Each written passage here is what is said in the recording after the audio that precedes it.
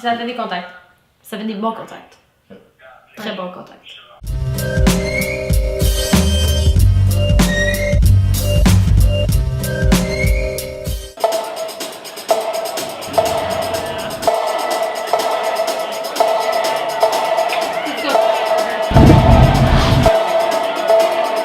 Bonjour et bienvenue à ce Plancher de cuisine saison 2 dans laquelle je documente les business de 5 entrepreneurs pendant 5 mois ici à Montréal.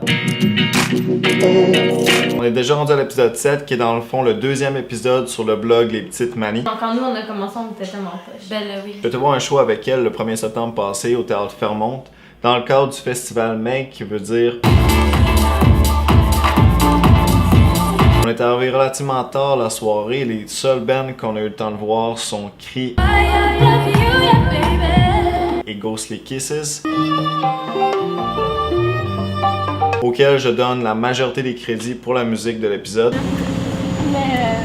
Dans cet épisode, on va répondre aux questions. Comment créer une équipe de collaborateurs qui vont écrire dans ton blog? Comment garder une bonne communication avec cette équipe-là à distance? Et à quoi ressemble l'expérience d'un collaborateur qui va écrire dans un blog? Mais qu'est-ce qu'on a fait au début? En fait, on est vraiment allé chercher nos amis. C'est pas c'est nos amis. C'était comme nos amis proches qui amis avaient envie d'écrire un peu pour le fun. Parce que on avait vraiment besoin de monde pour écrire.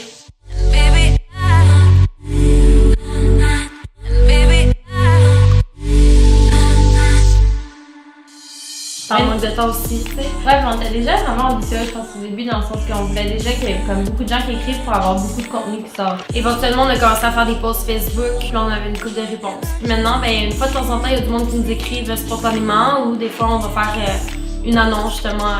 Faut qu'ils nous envoient un texte, un article, en fait, avec un sujet qui fitterait sur le blog. Donc, nous, là, d'habitude, qu'on voit là, c'est ça, nous, pour nous, c'est comme vraiment important de voir le sujet que la personne choisit, parce que si elle choisit de parler de son break-up d'hier, ben ça fait pas sur le blog et tu ne connais pas assez, tu sais.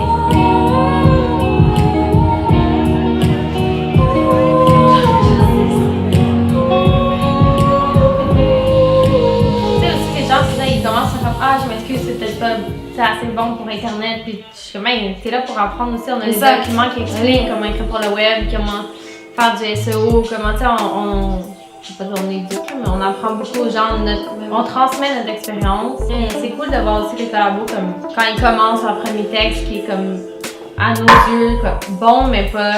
Ouais, puis quand ils terminent souvent et puis qu'ils partent, comme ben, ceux qui restent longtemps là. Et tu peux t'améliorer vraiment. On peut être comme wow, cette personne c'est vraiment mieux, ses photos sont vraiment meilleures, son texte est vraiment meilleur. On sait que c'est une phase, puis c'est bien correct comme ça.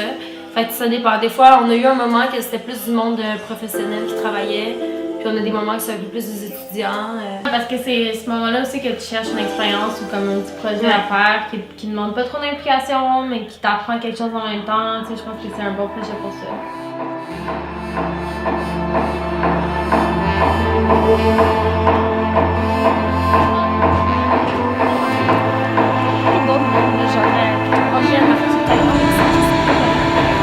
T'aimerais ça en poster?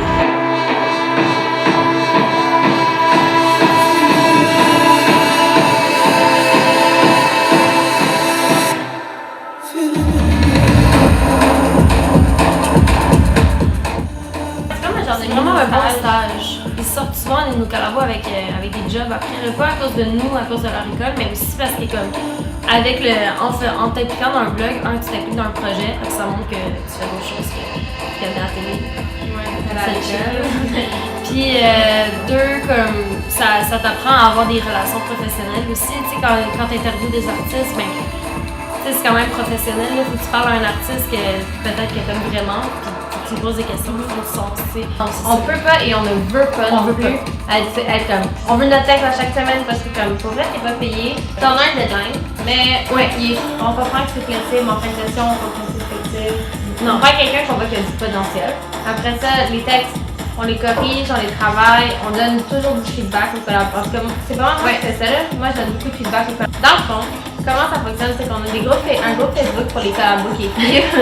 Puis tout le monde dépose leur sujet dans ce groupe. Des fois, moi j'envoie des sujets, mais souvent les gens arrivent avec leurs idées. Parce que aussi, moi mes idées, c'est pas les idées de quelqu'un d'autre. Puis ce qui est cool, c'est quand quelqu'un arrive avec un sujet, puis je suis comme ah, j'avais pas pensé à ça, ben oui, trop bonne idée. Ouais, parce que les gens pensent à qu'est-ce qui leur plaît maintenant, mais je trouve que des fois avec un blog ou un média, il faut souvent penser à qu'est-ce qui s'en vient. Mettons là, l'automne s'en vient, donc qu'est-ce qui va fonctionner, c'est comme du linge d'automne, des boissons d'automne, n'importe quoi, mais comme tout, qu'est-ce qui est été, c'est fini. Une fois que c'est approuvé, notre deadline c'est le lundi, donc la personne doit remettre son article pour le lundi suivant.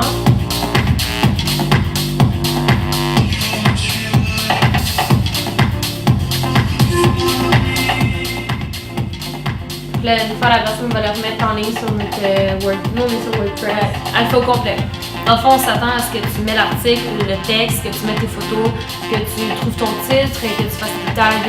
Nous, dans le fond, à la fin, on ouvre l'article, on regarde ok, est-ce que les photos sont correctes, est-ce que c'est de la bonne qualité, est-ce qu'on pourrait changer une photo pour que ce soit un peu plus cliquable, il y a des photos qui donnent plus envie de cliquer que d'autres. Il y a plein de petits trucs qu'on voit pas nécessairement en avant dans le blog, mais en arrière sont importants pour nous. À chaque fois qu'on prend un collabo, on y envoie un petit guide. Ben, dans le fond, on l'appelle le guide du collabo parfait. On nous présente, on présente le blog, on présente aussi notre publicité, de quoi qu'on parle, qu'est-ce qu'on veut. Si vous avez aimé l'épisode, je vous encourage à taguer quelqu'un que vous connaissez qui veut se partir son propre blog en commentaire. Comment faire un bon texte, quelle photo choisir, comment insérer ta photo dans l'article, Comment ça marche WordPress. c'est quoi les tags, c'est quoi le SEO, WordPress en général. Le prochain épisode, l'épisode 8, va être un suivi sur la startup Lexstart Dans un événement, comment tu dois te comporter. qui va nous expliquer pourquoi et comment pivoter dans une startup. Ma joke que je dis tout le temps, c'est que tu peux vraiment avoir du fun, mais commence pas à danser sur les tables parce que c'est quand même notre image. Ouais,